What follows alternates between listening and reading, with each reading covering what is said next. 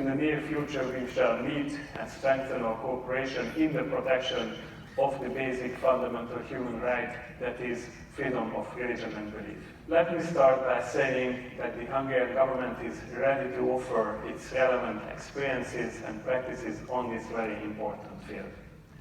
First, most of our policies are based on the intertwined ideas of separation of church and state on one side, and the cooperation between church and state for the common good on the other side. We as a government are ready to directly get involved with churches, as our experience shows that churches are the most efficient players in alleviating humanitarian crises. They are the closest to the most vulnerable minority communities, and they usually have the trust of these communities. They know best what help is needed and provide assistance that in the long run will foster peaceful coexistence of different ethnic, religious and belief groups. Second, by our values and culture, we are a Christian country, yet Hungary is a home of many different denominations who are equally respected. For example, there are few places remaining in Europe where Jewish communities can exist so freely and in peace like in Hungary. We do not tolerate any form of anti-Semitism.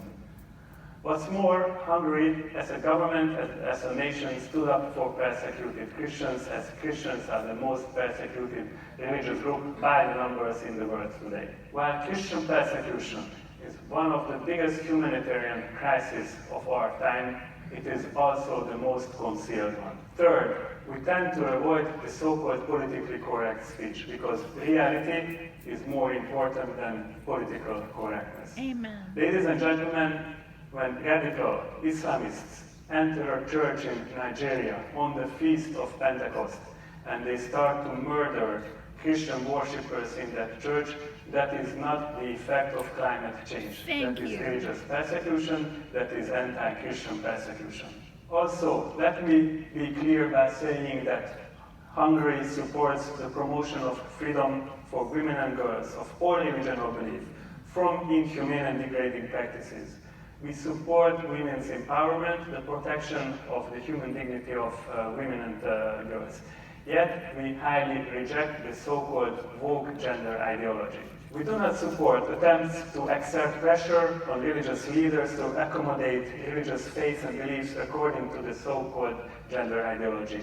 That would indeed not reinforce, but undermine freedom of religion and belief. Dear friends, your work is of utmost importance nowadays, and I want to tell you that Hungary remains committed to advance the cause of freedom of religion and belief.